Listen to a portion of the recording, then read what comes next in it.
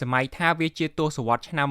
1600ហើយបងប្អូនគឺជាអ្នកជំនួញនៅទ្វីបអឺរ៉ុបពាណិជ្ជកម្មជុំវិញពិភពលោកកំពុងតែរីកចម្រើនយ៉ាងឆាប់រហ័សហើយបងប្អូនចង់បញ្ជូនសំពៅមួយគ្រឿងទៅកាន់តំបន់ East Indies គឺស្គាល់ថាជា Indo ខាងកើតដើម្បីទិញនិងលក់ទំនិញ Indo ខាងកើតនឹងគឺជាឈ្មោះកាលពីដើមសម្រាប់ទឹកដីនៅអាស៊ីអាគ្នេយ៍នៅពេលនេះប៉ុន្តែយើងអត់មានលុយគ្រប់គ្រាន់ដើម្បីចំណាយសម្រាប់ការធ្វើដំណើរដោយខ្លួនឯងនោះទេអញ្ចឹងតើយើងត្រូវធ្វើម៉េចបាទគឺយើងអាចធ្វើការខ្ចីលុយពីអ្នកមានផ្សេងទៀតវិនិយោគទៅលើដំណើររបស់យើងបានជាថ្នូរពួកគេនឹងទទួលបានមួយចំណែកនៃប្រាក់ចំណេញប៉ះសិនបើសំពៅរបស់យើងនឹងត្រឡប់មកវិញដោយសុវត្ថិភាពហើយនេះជារបៀបដែលទីផ្សារភាគហ៊ុនដំបូងបានចាប់ផ្ដើមឡើងទីផ្សារភាគហ៊ុនសពថ្ងៃមានល្បឿនលឿនហើយនឹងប្រើប្រាស់នៅបច្ចេកវិទ្យាប៉ុន្តែពួកវាត្រូវបានចាប់ផ្ដើមជាមួយនឹងការប្រដាក់ទុនជួញដូរដំបូងទាំងអស់ហ្នឹង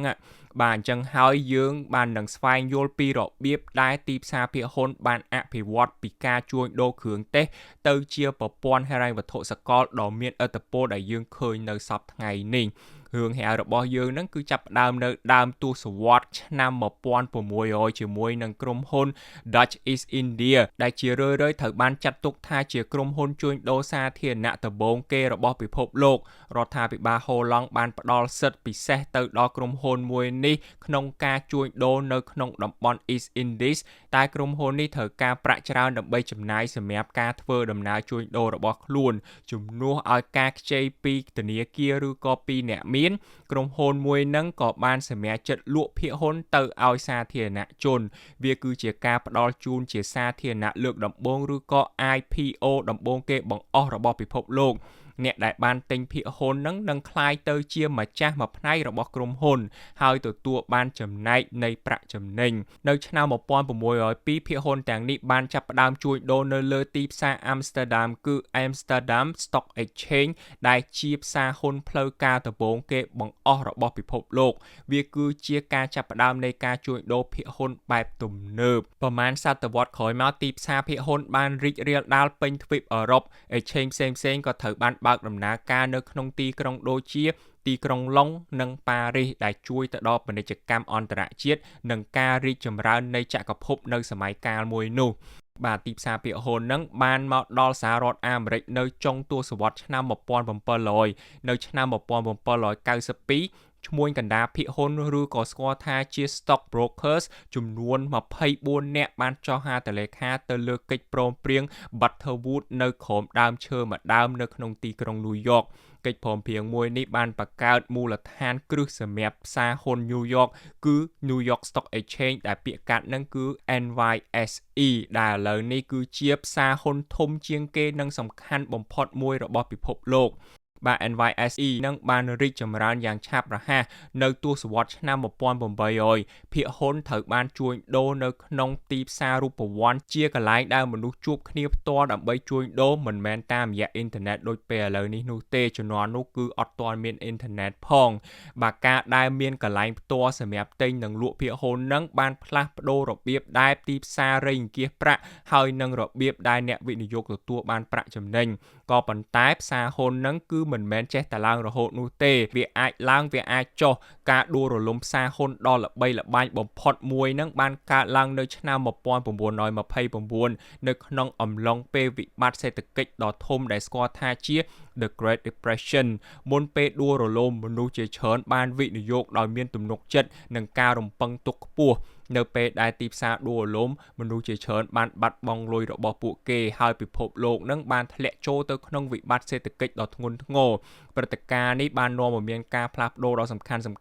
នៅឆ្នាំ1934រដ្ឋាភិបាលអាមេរិកបានបង្កើតគណៈកម្មការមូលបត្រនិងផ្សារហ៊ុនគឺ Securities and Exchange Commission ពាក្យកាត់គឺ SEC ដើម្បីការពារអ្នកវិនិយោគនិងធ្វើឲ្យទីផ្សារមានភាពយុត្តិធម៌ជាងមុនមានវិបត្តិផ្សេងទៀតចាប់តាំងពីពេលនោះមកគឺដូចជា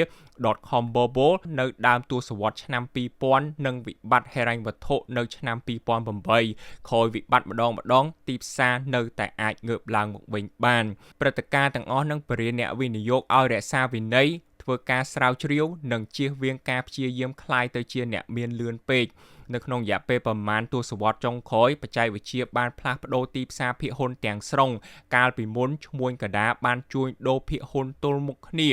សប្តាហ៍ថ្ងៃនេះវិញគឺការជួញដូរភាគច្រើនកើតឡើងតាមប្រព័ន្ធអេឡិចត្រូនិកដែលធ្វើឲ្យវាងាយស្រួលសម្រាប់មនុស្សគ្រប់គ្នានៅក្នុងការទិញនិងលក់ភាគហ៊ុនឥឡូវអ្នកទាំងអស់គ្នាអាចជួញដូរភាគហ៊ុនពីទូរស័ព្ទរបស់បងប្អូននៅក្នុងរយៈពេលត្រឹមតែប្រមាណវិនាទីតែប៉ុណ្ណោះជារឿងដែលមិនអាចទៅរួចកាលពីប្រមាណទសវត្សរ៍មុននោះទេទោះបីជាប្រព័ន្ធបានផ្លាស់ប្ដូរក៏ដោយគំនិតជាមូលដ្ឋានគឺនៅតែដូចគ្នាដដែលទីផ្សារភាគហ៊ុនគឺជាកន្លែងដែលមនុស្សទិញនិងលក់កម្មសិទ្ធិនៅក្នុងក្រុមហ៊ុនវាលែងត្រូវបានកំណត់ចំពោះតែសហរដ្ឋអាមេរិកឬក៏អឺរ៉ុបទៀតហើយបើមានផ្សារហ៊ុនធំៗនៅអាស៊ីអាមេរិកឡាទីននិងផ្នែកផ្សេងទៀតនៅទូទាំងពិភពលោកផ្សារហ៊ុនដូចជា Tokyo Stock Exchange Shanghai Stock Exchange និង London Stock Exchange ផ្ដល់ឲ្យវិនិយោគិននៅឱកាសជាសកលតែម្ដងរាល់ថ្ងៃអ្នកវិនិយោគអាចទិញភាគហ៊ុននៅក្នុងក្រុមហ៊ុនស្ទើរតែគ្រប់ប្រទេសសរុបមកទីផ្សារភាគហ៊ុនបានរីកចម្រើនពីក្រុមពាណិជ្ជករតូចមួយនៅក្នុងទសវត្សរ៍ឆ្នាំ